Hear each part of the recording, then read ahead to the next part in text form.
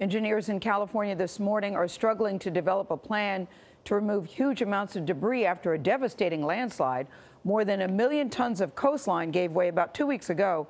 It cut off the scenic Pacific Coast Highway and pushed the rock and the earth about 600 feet into the Pacific Ocean. John Blackstone is in Ragged Point. That's about 10 miles south of the landslide with this ongoing threat. John, good morning. Good morning. Well, this roadblock here on California's Highway 1 is causing disappointment for thousands of tourists and hardship for dozens of businesses. But the landslide that has closed this scenic road is a monster that is still growing. The gash on the hillside is more than 1/3 of a mile wide, tumbling into the ocean, and there's more waiting to come down. Are we walking on a potential slide? We are walking on an active landslide. Caltrans engineer Doug Cook showed us where cracks in the land indicate this hillside is still slipping. Start small and go big. The ongoing movement of the slide is being measured by ground sensors like these and radar that continually scans the hillside. A USGS animation shows how more than 1 million tons of rock and earth came down, pushing some 15 acres of new land 600 feet into the sea.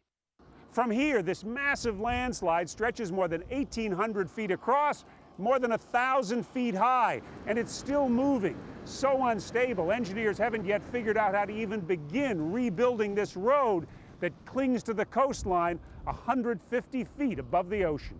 It was cut in 80 years ago by hand, but it was cut through large masses of unstable ground.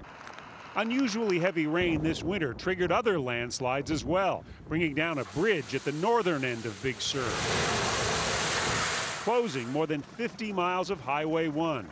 That has left tourist businesses there almost completely cut off. The one way in for visitors is by air, but even that's not certain. When we tried to fly in, fog blocked our landing. Okay, let's go. That left one other option, a nearly mile-long hike. Kirk Gaffel, president of the Big Sur Chamber of Commerce, was our guide. So this is the only trail access in from north to south for local residents.